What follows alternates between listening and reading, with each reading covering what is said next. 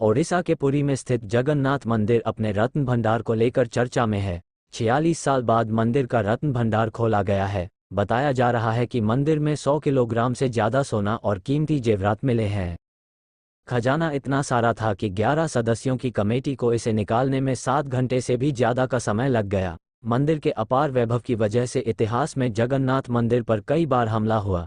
एक बार औरंगजेब ने भी मंदिर के खिलाफ आदेश दिया था, लेकिन हमला करने की बजाय उसके दूत ने ओडिशा के राजा से शांति समझौता कर लिया। आइए जानते हैं पूरा किस्सा।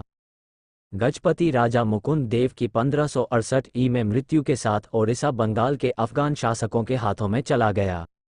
उनके समय में अराजकता अपने चरम पर थी। ऐसे में एक सेना प्रमुख के बेटे रामचंद्र राउतराय ने खुर्दा में मुख्यालय के साथ एक अलग राज्य बनाया।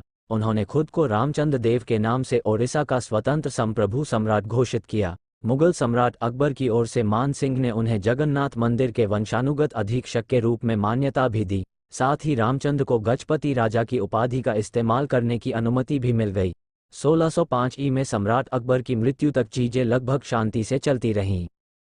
औरंगजेब ने दिया मंदिर तोड़ने का हुक्म, सेना लौट गई वापस।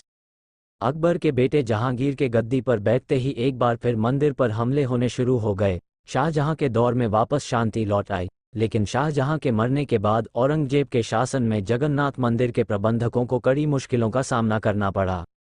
ऐतिहासिक दस्तावेजों के मुताबिक मुगल बादशाह औरंगजेब ने सबसे पहले 1686 में कटक के सूबेदार नासिर खान को जगन्नाथ मंदिर तोड़ने का आदेश दिया था। बताया जाता है कि नासिर खान घोर हिंद विरोधी था। आदेश के अनुसार खान ने सैकड़ों मंदिरों को तोड़कर उनकी जगह मस्जिदें बनवाई। इसी मकसद से वो पुरी की ओर बढ़े। श्री कृष्ण कथामृत मैगजीन के मुताबिक पुरी पहुंचने से पहले नासिर खान अपनी सेना के साथ रात को पास के एक गांव में रुका था। उस रात आसमान से गिरी बिजली ने नासिर खान की सेना के कई हाथी घोड़ों को मार डाला। औरंगजेब के दूत ने इसे भगवान जगन्नाथ का गुस्सा मानकर पुरी के मंदिर को तोड़ने की अपनी योजना रोक दी। उसने ओडिशा के राजा से शांति समझौता कर लिया। नासिर खान की नाकामी पर औरंगजेब तिलमिला गया। उसने 1691 में एक बार फिर मंदिर को तोड़ने और पारंपरिक रथ यात्रा को रोकने का आदेश जारी कर दिया। इस आक्रमण को अंजाम दिया ओडिशा के नवाब विक्रम खान ने। उसने अपने भाई मस्तराम खान के साथ मिलकर मंदिर के इतिहास का 16वां हमला किया। उस समय गजपति दिव्य सिंह देव खुर्दा के राजा थे, जो मुगल सेना को रोकने में नाकाम साबित हुए। बताया जाता है कि जगन्नाथ मंदिर में घुसते ही ओडिशा का नवाब सोने के सिंहासन पर चढ़ गया। मंदिर का सारा खजाना लूट लिया गया। दिव्य सिंह देव ने दी मंदिर की मूर्तियां, लेकिन गजपति दिव्य सिंह देव ने लड़ाई रोकने के लिए इकरम खान को रथ यात्रा के लकड़ी के घोड़े दे दिए। साथ ही लकड़ी की 4 मूर्तियां दी गई। जानकारी के मुताबिक उन्होंने जो मूर्तियां दी थी वो नकली थी, ताकि इकरम खान वो मूर्तियां औरंगजेब को दे और उसे लगे कि वो अपने मकसद में कामयाब हो गया है। राजा दिव्य सिंह देव ने असली मूर्तियां मंदिर के पीछे बने बिमला मंदिर में रखवा दी। मूर्तियां मिल जाने के बाद भी औरंगजेब को तसल्ली नहीं हुई। उसने अपने सेनापति को ओडिशा में भेजकर पारंपरिक रथ यात्रा को पूरी तरह से बंद करने का हुक्म दिया। सेना की तैनाती की वजह से श्रद्धालुओं ने पुरी आना बंद कर दिया। अगले 12 साल तक पुरी में त्योहारों पर पाबंदी लगी रही। स्थानीय लोगों को स्नान यात्रा, रुक्मणी हरण जैसे त्योहार छिपाकर मनाने पड़े। वहीं भगवान जगन्नाथ की पूजा भी गुप्त तरीके से होती रही।